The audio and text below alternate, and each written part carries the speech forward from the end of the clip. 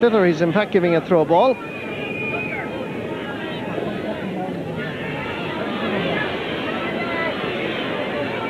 Damien Culleton showing tremendous determination across the face of the goal and cleared out, and that signals the end. For Dublin are victorious. The full-time score from Tullamore: Dublin 2 goals and 15 points, Laois 1 goal and 14. We struggled in the second half with the extra man, with the wind. We bunched too much and we lost our momentum. I thought then when we lost our man, it's extraordinary when you lose it, we had parity, 14 men each. We actually played better and finished with 4 very good points. Laois gave their all, and they're a fantastic team, and I think I feel sorry for the losers, and we have another day, but it could have been Laois as well. Sean, give me your thoughts on that match from a player's perspective.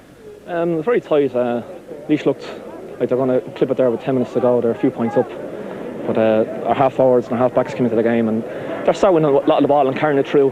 Fellas like Dave Sweeney and Jerry Ennis start running at the men and taking a few scores. So we got a few points in the end, which pulled us through in the end.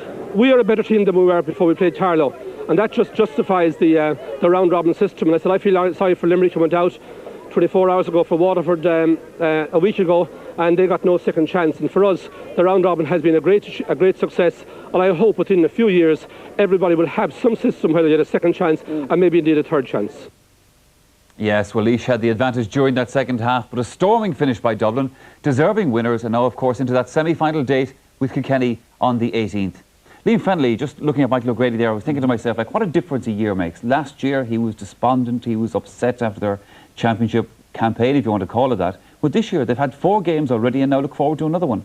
Yes, I'm delighted for Michael. He put a big effort into Dublin hurling, and today they showed great commitment and great passion during the game. And the game looked gone from them, but all of a sudden they got a man sent off, and you feel it was Laois's game. But they showed great commitment, they got stuck in, and they tapped over a few good points and went on to win the game. So it's great for Dublin hurling. 2 standing offs in the course of that game. The first one you felt, though, was the critical one.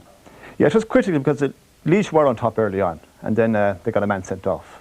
And then Dublin, watching the ball comes into Sean Dygan, he's lost his foot, and then PJ Peacock comes in and tackles him hard. And really, the referee had no option to send him off. Would you reckon that's just upset the rhythm then in the defence for Laois? Yeah, what happened then is Dublin brought the extra man back behind the defence, and he took care of all the ball that came in there, and Laois were always going to struggle from there in to score. Yeah, and of course they got the goal straight away then as well. The posts, Vincent Hogan, weren't particularly kind to Laois today. Quite extraordinary, Michael, to see 2 goals coming from balls coming back off the post. But I was on this programme a year ago when Michael O'Grady was absolutely distraught after losing to Wexford by a point.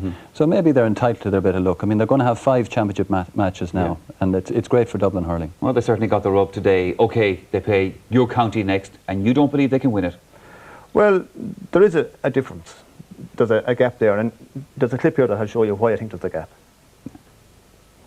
The first touch today from Dublin at times wasn't good. Say for example, here you have one. Very little clean picking, I suppose, of the ball. And yeah, exactly. That ball should be got and delivered straight into attack. And that's how scores are got from hurling. Here the ball comes up the field now again.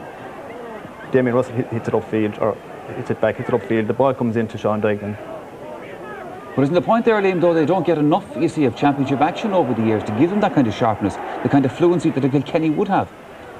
Possibly so, but I think hurling is developed from very young age. Yeah. At 14, 15, 16, if you're not doing the basics right. Or younger. Or younger again, yeah. Yes. And if things are not happening at that age, it's very, very difficult to instill that into a person of 23 or 4 years of age. Sure. It doesn't happen that easily in hurling. Yeah. So it's about sort of the schooling of it at a younger age even? Schooling is very important. I know in Kilkenny, all the successful clubs, the school teacher is into hurling. He has the kids out at 8, 9, 10, 11 and 12 years of age, developing all the basic skills, putting the game into their head and playing at home in the evening time when they go home, and they're hurling day and night. And that's what it's all about. You have to do that. Maybe this run for Dublin actually will give somebody